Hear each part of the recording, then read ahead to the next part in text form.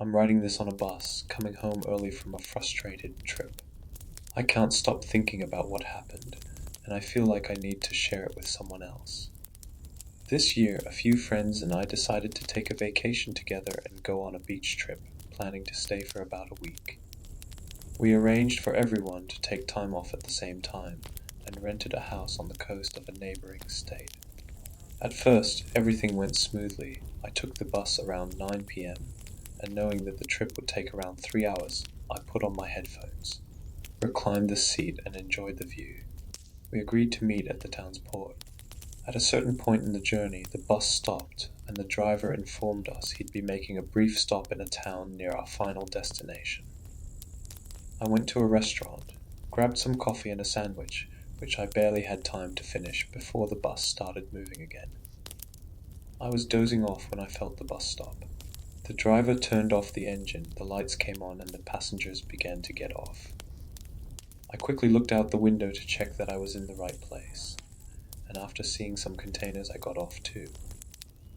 That's when things started to get weird. As soon as I stepped out, I noticed there were no other passengers around, which felt odd since it had been barely 20 seconds since everyone had disembarked. The place I was standing in was just part of the road. It didn't even look like a bus stop, much less the port and bus station that my friends had mentioned earlier. The only sign of life nearby was a gate with a guard booth, and inside, a collection of containers and cranes that looked like a shipping company. When I tried to get back on the bus to ask the driver if I hadn't gotten off at the wrong stop, he had already left. I looked at my phone, paused the music, and checked the time. Midnight sharp. I called one of my friends to let them know I had arrived, hoping that this was the right place. No answer. I only managed to send a quick message. I think I'm at the port, before my battery died. Apparently, listening to music for 3 hours straight was just too much for my old phone. With no idea what else to do, I approached the guard booth to ask for information. Inside was a woman who smiled when she saw me approaching. I asked her if I was in the right place and explained a little bit of the situation. "Ah, the port? Oh no, you're far away, about 5 miles, I believe, my dear," she replied with a big smile and a voice a little strange. I can't explain it, but the woman seemed off. Her skin looked different, in a way that I couldn't tell whether she was 26 or 62, and her voice didn't sound natural. At the time I didn't pay much attention to any of this, but in retrospect, it seemed as if she wasn't human, but something trying to be human. "But if you want, you can go through here. James and I will take you to the port. Everything will be fine," she said while gesturing to a colleague who was near the gate. I hadn't noticed the colleague before. In fact, it's as if he appeared out of nowhere as soon as she called him. He came towards me with the same huge smile and strange skin. For some reason that gave me chills. Those two looking at me, piercing me with their eyes, and with that sinister smile, almost drooling, as if I were a dish from a 5-star restaurant. Something told me not to wait for this James guy to approach, so I walked away, muttering a goodbye. I couldn't see much ahead, just the road and the silhouette of vegetation on both sides of the asphalt. There were no street lights except one in front of the company, and likely none for the next 5 miles. I started walking, but I soon realized that it would be a long trek. So I raised my thumb in hope that someone passing by would give me a ride. And it didn't take long for a truck driver to pull up next to me. I got close to his window, and to my surprise, he didn't look right either. He was an older man, or at least I think it was because of his white hair, but he had the same strange skin as the woman and James I just met. He invited me into the truck, saying he would take me to the port in no time. Strange, because I hadn't even told him where I wanted to go. "Come on, kid, I'll take you there, you won't even notice. You can sleep if you're tired. Everything will be fine," the old man insisted. He spoke in the same strange, weirdly broken way as the other two. The chill I had felt before now intensified, and it went up my spine like an electric shock.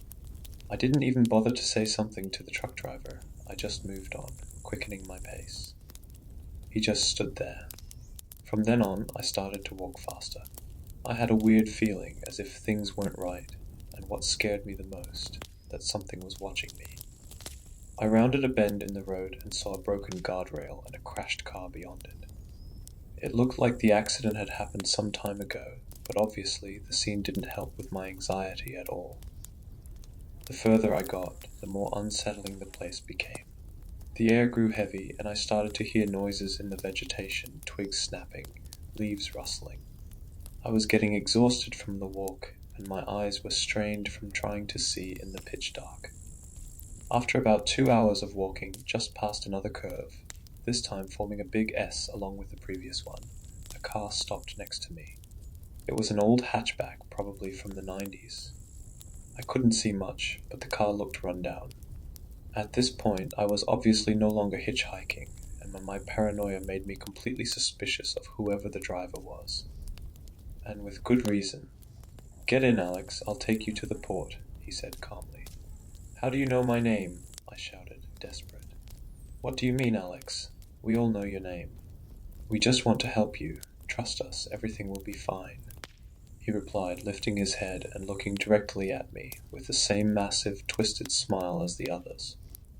Taking a good look at his face, he looked almost identical to the truck driver, like twins, both equally disfigured and weird. This team I on.